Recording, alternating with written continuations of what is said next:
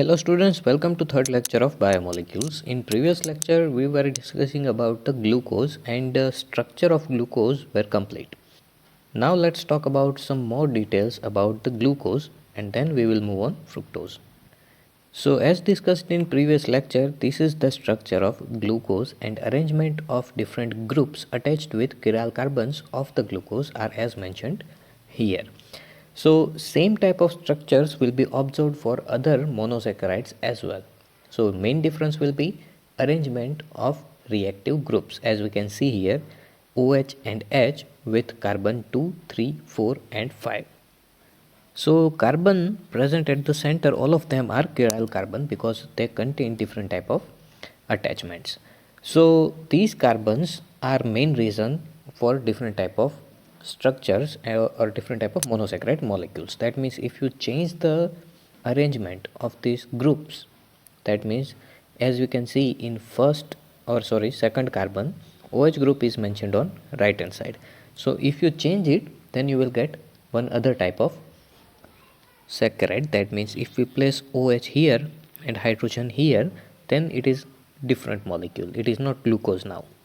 So these glucose molecules are correctly named as D plus glucose. So capital D before the name represents the configuration and plus sign represents its optical activity, which is dextrorotatory. Now D, capital D and capital L and small d small l all or plus and minus, they are not related with each other.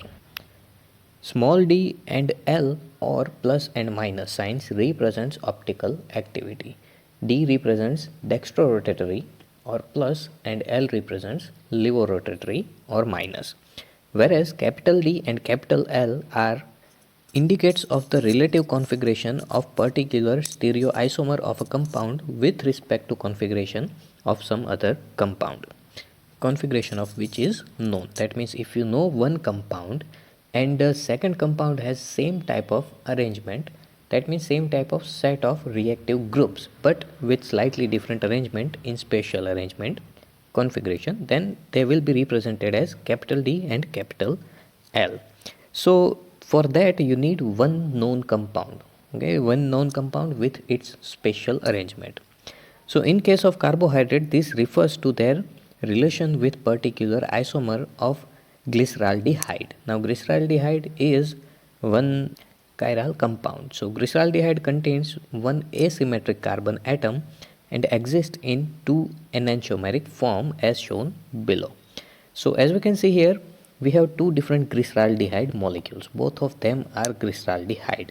But as you can see here, observe the position of OH group here. So as we can see, larger sized OH group is placed on right hand side in first structure and on left hand side in second structure. So first is mentioned as plus, that means first plus sign represents capital D or capital L. If it is plus, then it will be D. If it is minus, then it will be L, as you can see here. So this minus sign represents capital L value and second symbol plus or minus represents small d or small l. If it is plus, then it will be small d. If it is minus, then it will be L, small l. So as we can see in these two structures, both of them are minus. That means optical activity, according to optical activity, both of them are L type or levorotatory. Whereas for first structure plus and for second structure minus sign are mentioned. So first structure will be capital D, second structure will be capital L based on position of OH group. If OH group is present on right hand side, then it will be capital D. If it is present on left hand side, then it will be capital L. So capital D and capital L, actually it is related with how you write down these structures on paper. Okay, so it depends on how it is written on the paper. If a main group of the chiral carbon is present on right hand side, then structure will be capital D, and if you write it on left hand side, then structure will be capital L. So all these compounds which can be chemically correlated to D plus isomer of glyceraldehyde are said to have D configuration, whereas those which can be related to L isomer of the glyceraldehyde said to have L configuration. L or minus isomer OH group is on left hand side, whereas if you have D, capital D, then it will be on right hand side. For assigning the configuration of monosaccharides, it is the lowest asymmetrical carbon atom as shown below. That means last carbon. Okay, if we arrange all of the asymmetric carbon, that means asymmetric, that means it contains 4 different type of attachment.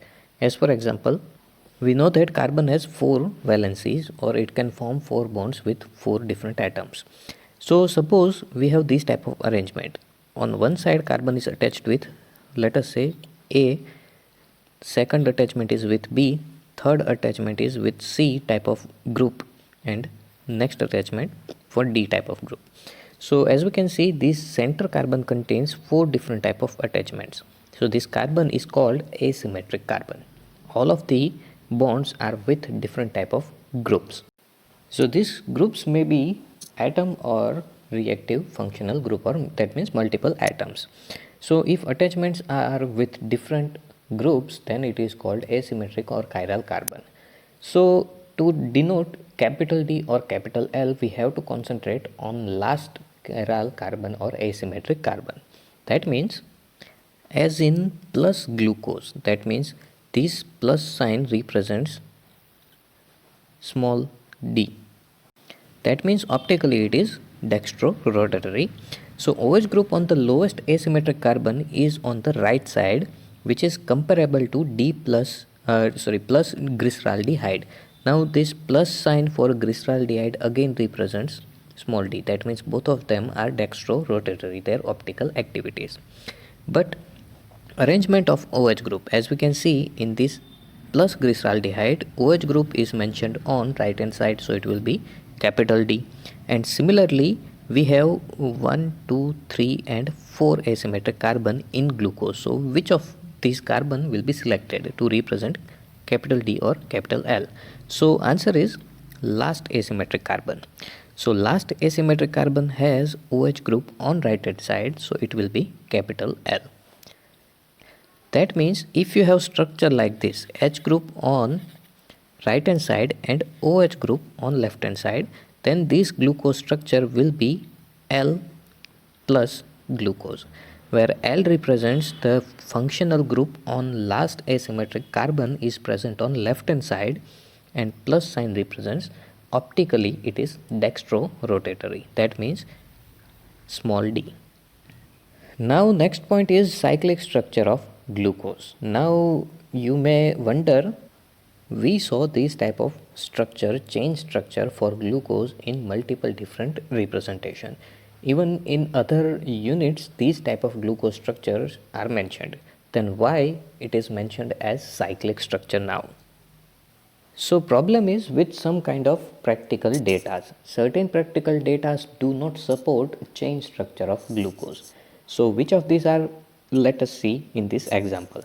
So structure 1 of glucose explain most of the properties, but the following reactions and facts could not be explained by this chain type of structure. So first point, despite having aldehyde group, glucose does not form hydrogen sulfide addition product with NaHSO3. Now these two reactions are reactions to identify aldehydes. If aldehyde groups are present, then those compounds will must give these two reaction. Now Skiff's reagent used in Skiff test has very complex structure, and it is mixture of some 2 or 3 different compounds. And this is the structure of Skiff's reagent, and this compound is used for identification test of aldehyde. Second is pentaacetate of glucose does not react with hydroxyl amine, indicating the absence of free CHO groups. Now pentaacetate compound, which we already discussed in structural representation or identification of glucose, if CHO group is free, then it should react with hydroxyl amine. Next, glucose is found to exist in 2 different crystalline forms, which are named as alpha and beta. The alpha form of glucose, melting point 490 Kelvin, is obtained by crystallization from the concentrated solution of glucose at 303 Kelvin, while beta form, melting point 423, is obtained by crystallization from hot and saturated aqueous solution at 371. So here we have 2 different type of glucose. Now alpha and beta representations are used when two different compounds having similar structure shows two different type of optical activity on same side. Now what I mean, suppose you have compound of glucose. Both of them are dextrorotatory, but both of them are rotating light on right hand side with different angles. That means suppose we have two different glucose in two different beakers. So if we observe them, then basically they will look like same type of compounds. But when we form the solution, both of them will rotate the light on right hand side. Okay, so that means if light is rotating on right hand side, then it should be dextrorotatory. So first compound is D or plus. Second compound also rotates light on right hand side, but angle is different. So this compound rotates light on right hand side, so it should be D or plus. But as we can see, angles are different. So that means we can represent first structure as alpha structure and second structure as beta structure. So alpha and beta will be used if compound shows same type of optical activity with different values. So this behavior could not be explained by open chain structure, first structure of glucose. It was proposed that the one of the OH group may be add to CHO group and form cyclic hemiacetal structure. Now hemiacetal, that means structure formed by the combination of aldehyde and alcoholic OH group or ketone and alcoholic OH group. So when OH and CHO or OH and CO groups combined via the chemical reaction, then it is called hemiacetal. So here as mentioned, CHO group and OH group, one of the OH group, as we can see we have multiple OH groups present in glucose. So CHO group will react with one of the OH group inside the glucose and it will form hemiacetal structure. It was found that glucose form a 6-membered ring in which OH at C5 is involved in the ring formation. This explains the absence of CHO group and also existence of glucose in two forms as shown below. So here two different type of structures are mentioned here. So first of all, let us talk about what is going on here. So obviously here as we can see, first carbon is not mentioned as aldehydic CHO group, but instead now it is chain member, and fifth carbon has no OH group. So what happened here? So simple explanation is, this is the structure what we discussed earlier, in which first carbon contains double bond with oxygen and that's why it is CHO group, and fifth carbon contains one OH group. So this OH group will shift from fifth carbon to first carbon. That means OH group will be attached here. Now for that, this carbon needs to remove its one of the bond because already it has 4 bonds, one with hydrogen, one with second carbon and 2 bonds with oxygen. So it will break one of the bond with oxygen. So now with oxygen it contains one single bond and this oxygen needs to bond, that's why it will be bonded with fifth carbon. So this is the change in structure. That means suppose this is the first carbon containing CHO group and this is the fifth carbon of the glucose. So this OH group will be removed from here and this OH group will combine with this carbon, that means first carbon. To form attachment with this OH group, first carbon will break its double bond with oxygen. Now oxygen also needs one bond formation and fifth carbon also needs one attachment.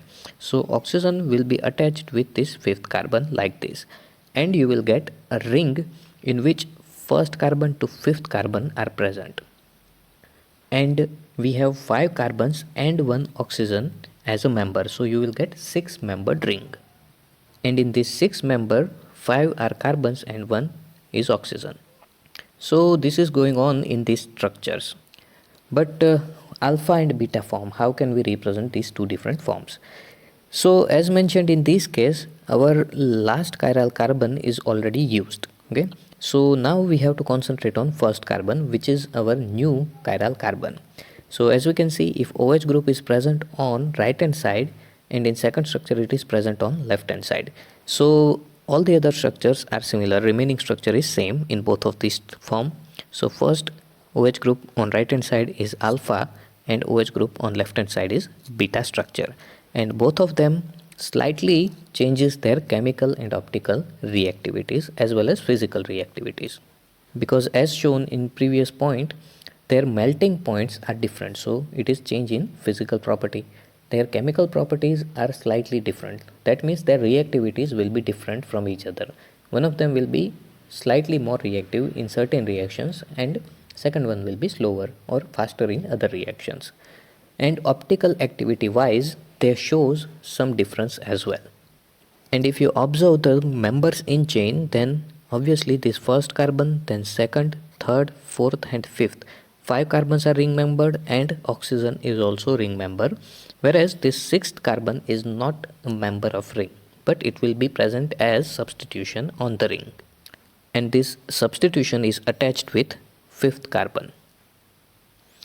So the two cyclic hemiacetal form of glucose differs only in the configuration of the hydroxyl group at first carbon, and they are called anomers of carbon or they are anomeric carbon.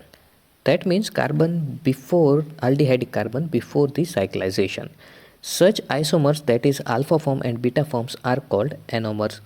The six-membered cyclic structure of glucose is called pyranose structure.